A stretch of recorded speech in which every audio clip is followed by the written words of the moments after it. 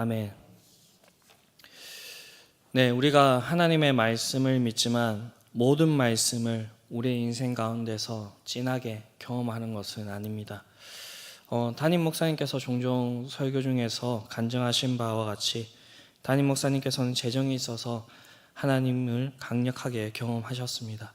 그래서 재정 부분에 있어서는 확실하게 하나님을 신뢰할 수 있다라고 하셨습니다.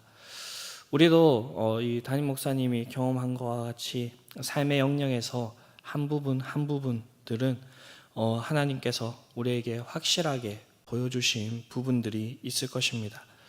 우리가 믿음이 너무나도 좋아가지고 모든 영역에서 그렇게 할 수 있으면 좋겠지만 그렇지 못한 것이 인생임을 고백을 합니다.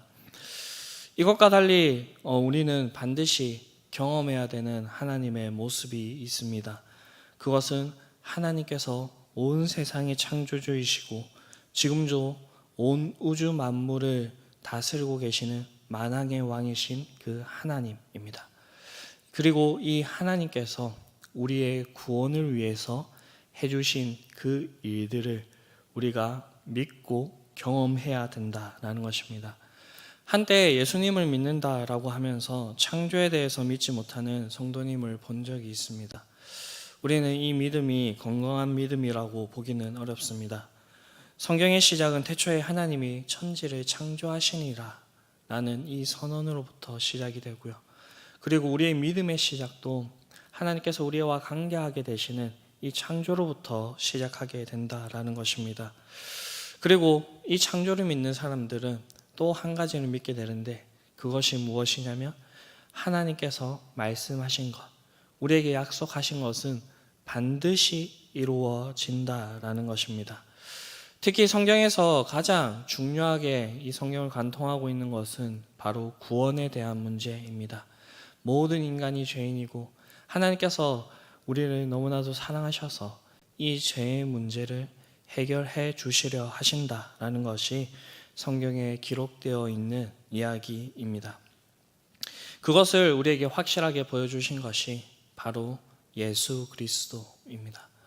구약에 수없이 예언되었던 그 예수님께서 신약 시대에 이 땅 가운데 오셨고 우리의 죄를 위하여서 십자가를 지시고 죽으시고 그리고 부활하셨습니다. 하나님께서는 이 일을 위해서 자신의 모든 것을 거셨습니다. 그래서 아브라함과 맺어주신 그 언약의 모습을 통하여서 어떤 학자들은 이것은 하나님께서 자기가 스스로 저주를 내리는 것 같다라고 하는 그 표현을 쓸 만큼 하나님께서 모든 것을 거시고 이 일을 이루고자 합니다. 그렇기 때문에 하나님의 구원 역사는 하나님의 뜻에 따라서 이렇게 이루어지게 됩니다. 오늘 본문에 이스라엘 백성에게 일어난 일도 그렇습니다. 이스라엘 백성들을 심판하시겠다고 하셨던 하나님께서 이 이스라엘 백성들을 심판하셨습니다. 그래서 나라를 잃고 머나먼 이국 땅으로 이렇게 포로로 끌려가는 신세가 되었습니다. 그러나 하나님께서는 심판의 말씀만을 주어 주신 것이 아닙니다. 심판의 말씀 후에 회복의 말씀도 주셨습니다. 그래서 이 회복에 대한 것들이 이 에스라서에 담겨져 있는데 이 에스라서는 명백히 두 시대로 이렇게 구분을 할 수가 있습니다. 1장부터 6장까지는 고레스 칙령이 발표된 이후 1차 포로 기환에서 돌아온 사람들이 예루살렘 성전이 재건될 때까지의 23년의 기간을 말하고 있습니다. 그리고 에스라 7장부터 10장까지는 에스라가 바벨론에서 귀환한 후부터 이 백성들을 하나님의 백성으로 삼기 위하여서 이들을 가르치고 훈련하는 그 내용들을 담고 있습니다. 성전 재건이 되었던 그 시기가 주전 515년이고 에스라가 바벨론에서 예루살렘으로 돌아온 시기가 주전 458년입니다. 그래서 6장과 이 7장 사이에는 약 57년의 차이가 있습니다. 이 에스라서의 내용을 보게 되면 이 성전이 완공이 되고 이 하나님께 제사를 드리는 그 제사 제도가 다시 회복이 됨에 대해서 얘기를 하고 있고요.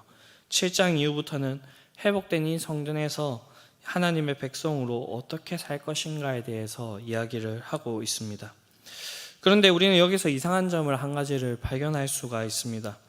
우리가 일반적으로 생각했을 때 이 황폐되었던 이 예루살렘에 돌아와서 이 성전을 재건했던 사람들, 이 사람들을 생각했을 때에 이들이 정말 대단한 믿음을 가진 사람으로 생각이 될 수가 있기 때문입니다. 실제로도 그러했습니다. 이들은 하나님께서 고레스를 통하여서 칙령을 보내서 이 예루살렘으로 돌아오게 하였을 때에 그 땅에 있는 자신의 모든 것들을 버려두고 이 아무것도 없는 예루살렘으로 돌아왔던 자입니다. 그리고 이 예루살렘에 돌아와서 자신의 집들부터 이렇게 돌보기보다는 이 성전을 짓기 위해서 노력했던 자들입니다. 그러나 현실은 호락호락하지 않았습니다. 학개서를 보게 되면 성전 재건에 착수하고 2년 뒤에 사마리아 사람들을 비롯한 이방인들의 집요한 방해로 공사가 중단되게 되었습니다. 현실에 막혀버리게 된 것이죠. 그리고 그렇게 중단된 채로 14년이나 지속이 되었습니다. 그러나 하나님께서는 학개를 통하여서 하나님의 말씀을 이 이스라엘 백성들에게 불어넣어 주셨고 이들은 마침내 성전을 재건하였습니다. 그리고 이들은 이 성전을 재건하였을 때에 하나님의 영광이 다시 이 이스라엘 땅에 임하게 될 줄로 믿었고요. 그런데 현실이 변하지 않는 그 모습을 보고 실망하게 되었습니다. 그래서 성전 재건 이후로 에스라가 오기 전까지의 시대를 담고 있는 말라기서를 보게 되면요, 그렇게 성전이 완공되었지만은 유대인들은, 이 이스라엘 백성들은 종교적인 면에서 하나님께 불순종하는 그 모습이 있음을 이야기하고 있습니다. 제사장들은 여호와께 병들고 흠 있는 짐승들을 바쳤고요. 그 율법을 재판해야 되는 이 재판관들은 아주 편파적으로 율법을 진행했습니다. 그리고 백성들도 안식일을 어기고 자신들의 먹고 살기 위해서 장사를 했고요. 11조를 내지 않아서 하나님의 성전을 지켜야 되는 이 레위인들이 먹고 살기 위해서 그 직분을 버려두고 일을 하러 나가게 되었습니다. 사회적으로 부자들은 횡포를 부렸고요. 그래서 자신의 그 동족을 노예로 이렇게 전락시켜 버렸습니다. 이혼이 성행하고 이방인과 통혼이 유행했습니다. 상황이 이렇다 보니까 이때 가장 절실하게 요구되었던 것은 이 하나님 나라를 다시 새롭게 건설하기 전에 그 구성원인 하나님의 백성들의 그 회복이 필요했습니다. 이 일은 철저하게 하나님의 율법을 지키게 함으로써 하나님 나라 백성들을 회복시킴과 그들의 정체성을 유지하게 하는 것이었습니다. 그래서 에스라서의 3분의 2 지점인 이 7장에서 에스라가 등장하게 되고요. 그리고 이 에스라를 학사 겸 제사장으로 소개를 하고 있습니다. 그리고 어제 본문에서 저희가 살펴본 것 같이 이 에스라는 여호와의 율법을 연구하여 준행하며 율례와 규례를 이스라엘에게 가르치기를 결심하였다라고 그렇게 말씀하고 있습니다. 그렇습니다. 이 에스라가 했던 것이 바로 말씀을 가지고 와서 하나님의 백성을 가르친 일입니다. 하나님께서는 자신의 백성을 세우실 때 사용하시는 그 방법이 무엇이냐면 그것은 바로 율법을 주어주시고 그 율법대로 살아가게 하시는 것입니다. 이스라엘 역사를 보게 되면 이 이스라엘 백성들이 종되었다 풀려나는 시절이 오늘 본문 말고도 또 다른 때에 있었습니다. 그때가 언제냐면 바로 애굽에서 종살이하던 그 시절이었습니다. 하나님께서 모세를 보내셔서 그들을 출애굽시키셨죠. 하나님께서는 이들을 바로 약속의 땅인 그 가나안 땅으로 이렇게 인도하시지 않으셨습니다. 이들은 2개월에 걸쳐서 시내산으로 들어가게 되었고요. 그 시내산에서 하나님께서 하셨던 것은 모세를 통하여서 이들에게 율법을 주시고요. 그리고 성막을 건설하게 하시고요. 그곳에서 1년이 넘는 시간을 머물게 하시면서 하나님의 백성으로 변화시켜 주셨습니다. 그렇게 하여서 1년 뒤에 이 백성들은 하나님의 성막을 중심으로 하여서 하나님의 군대로 그렇게 이렇게 길을 떠나게 되는 그 모습을 보게 됩니다. 이처럼 하나님께서는 하나님의 말씀과 법에 정통한 학사 에스라를 사용하셔서 이 백성들을 하나님의 말씀으로 다시 재무장시키시기를 원하신 것입니다. 그래서 하나님께서는 아주 특이한 방법을 사용하십니다. 그 일을 위해서 이방인의 왕인 아닥사스다 왕을 통하여서 이 유대인들을 돌아가게 하십니다. 그냥 돌아가게 하시는 것이 아니라 오늘 이제 읽었던 이 본문이 아닥사스다 왕의 조서가 이렇게 담긴 내용인데, 이 조서의 내용을 보게 되면 이 아닥사스다 왕이 유대인인지 이방인인지 구분이 되지 않을 정도로 아주 호의를 담은 그 내용들을 볼 수가 있습니다. 왕실 창고에 있는 기금속과 생활 필수품들을 제공하여서 이들을 돌아가게 하고요. 그리고 이스라엘 백성들의 종교 생활에 세심한 관심을 보여가지고 법으로 이들이 종교 활동을 할 수 있도록 그렇게 보장을 해 주었습니다. 그리고 학사 에스라에게 유대의 모든 통치를 위임하고 성전을 섬기는 제사장이나 레위인들, 그와 관계된 사람들이 조공과 관세와 통행세를 모두 면제해 주었습니다.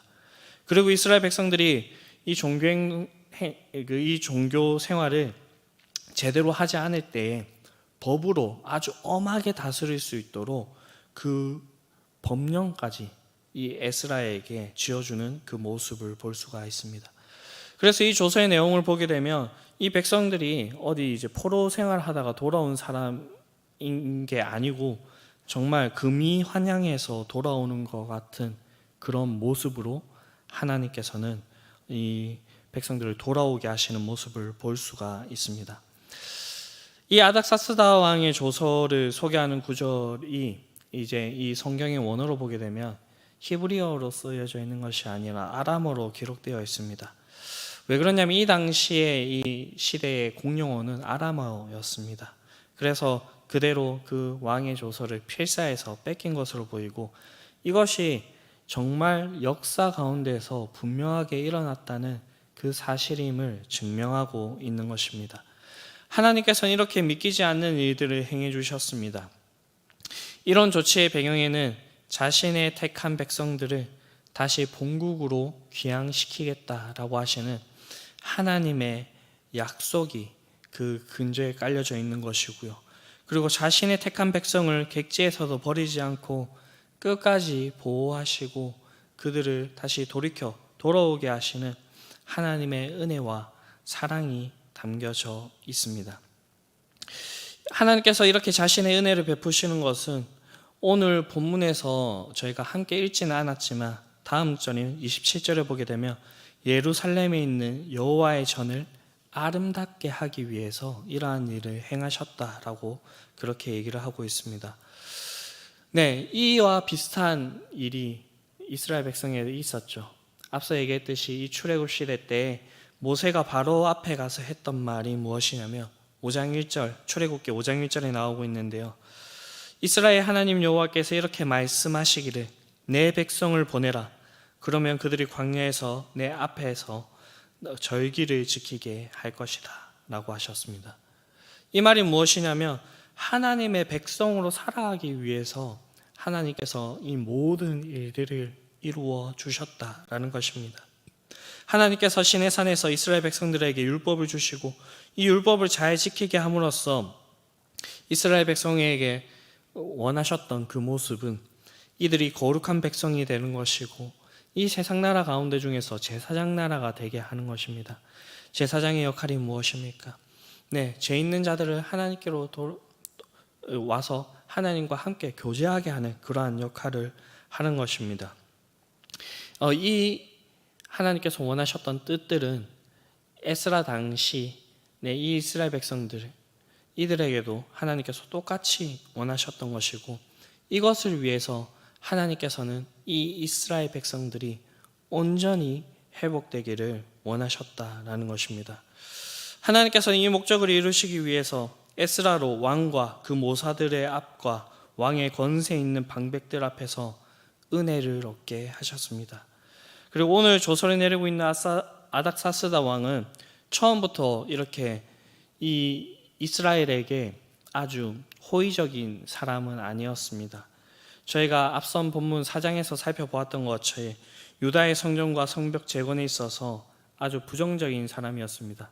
그래서 이 성벽과 성전 건축을 하는 데 있어서 다른 조서가 내려오기 전까지 이 공사를 멈추라고 했던 인물이 바로 이 아닥사스다 왕이었습니다.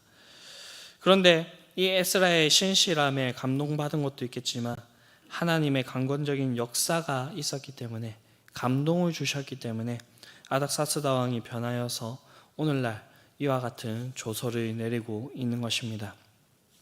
결국 이 에스라를 비롯해서 유대 지도자들, 그리고 2차 때에 이 예루살렘에 돌아오게 된 이 하나님의 백성들은 이것들이 다 하나님의 은혜임을 고백하고 있습니다. 이것은 에스라서 전면부를 천천히 살펴보아도 알 수 있는 그러한 내용들입니다. 에스라가 바벨론에서 사역을 잘 수행한 것은 하나님의 도우심을 입은 바이며, 바벨론에서 길을 떠나 예루살렘에 이르게 된 것도 하나님의 선한 손의 도우심을 입은 것입니다. 이러한 일들은 저희가 멀리서 찾아보지 않아도 저희 나라에도 있었음을 볼 수가 있습니다. 저희 나라가 스스로 강복할 힘이 있어서 나라를 되찾은 것도 아니었고요. 강복 후에 전쟁을 거치면서 이렇게 빠르게 성장한 것도 오직 우리의 힘만이었다라고 얘기를 할 수가 없을 것입니다. 하나님께서 이 땅 가운데서 하나님 이 민족을 위해서 기도하는 그러한 사람들의 기도를 들으시고 우리나라를 이렇게 이루어 주셨다라고 그렇게 고백해 볼 수가 있을 것입니다. 그런데 이 일을 위해서 오늘 본문을 보게 되면 모든 사람들이 이동한 것은 아닙니다. 그 땅 가운데서 70년 이상의 세월을 보냈고요. 70년 이상의 세월을 보냈다는 것은 이미 그 땅 가운데서 자신의 기틀들을 다 닦았다라는 것입니다. 그래서 하나님께서 회복에 대해서 명하셨지만 자신이 이 땅에서 이룩한 것들을 버리지 못하여서 돌아오지 못한 사람들이 있음을 볼 수가 있습니다. 그래서 이 에스라서나 그리고 그 뒤에 나오고 있는 이 느헤미야서에서 보게 되면 이 족보를 아주 중요시 여깁니다. 그리고 돌아온 자들의 명단을 아주 상세하게 기록하고 있는데, 이것이 바로 이러한 이유 때문에 그것을 기록하고 있는 것이고요. 그리고 그들이 다시 예루살렘에 돌아와서 하나님의 백성의 정체성을 가지고 하나님의 기업과 유업을 이어가는 자들임을 보여주는 그러한 역할을 하는 것입니다.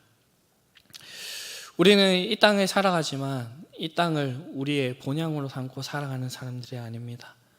저희는 우리가 이 땅에 잠시 머물렀다 사는 나그네로서 살아가다가 저 천국, 우리의 본향을 바라보면서 살아가는 사람입니다.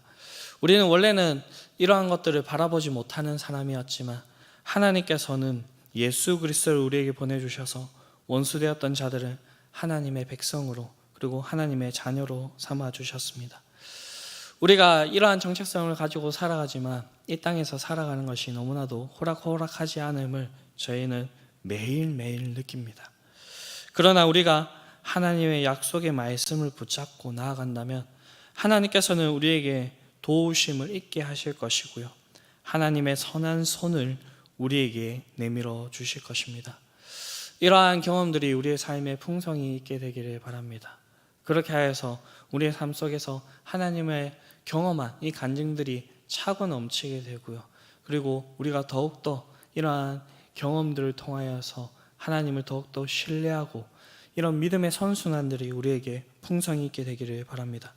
그렇게 해서 우리가 하나님을 의지하고 살아가는 그 모습을 통하여서 주변 사람들이 우리를 보고 하나님을 볼 수 있도록 하시고요, 그리고 우리에게 하나님께서 약속하신 그 복들을 내려주시는 그 모습들을 보고요, 이 세상 사람들도 하나님께 온전히 나아올 수 있게 되는 그러한 역할을 하실 수 있는 저와 여러분들이 될 수 있게 되기를 바랍니다. 이 에스라가 돌아와서 이 말씀으로써 이 백성들을 개혁을 했을 때 하나님께서 이 성전이 완공되었을 때 약속하셨던 것처럼 이 성전 가운데서 하나님의 영광이 온전히 드러나게 되는 그러한 모습이 있었습니다. 이러한 일들이 우리의 삶 가운데 풍성이 있게 되기를 간절히 바랍니다. 주기도문 하시겠습니다. 하늘에 계신 우리 아버지, 아버지의 이름을 거룩하게 하시며 아버지의 나라가 오게 하시며 아버지의 뜻이 하늘에서와 같이 땅에서도 이루어지게 하소서. 오늘 우리에게 일용할 양식을 주시고 우리가 우리에게 잘못한 사람을 용서하여 준 것 같이 우리 죄를 용서하여 주시고 우리를 시험에 빠지지 않게 하시고 악에서 구하소서. 나라와 권능과 영광이 영원히 아버지의 것입니다.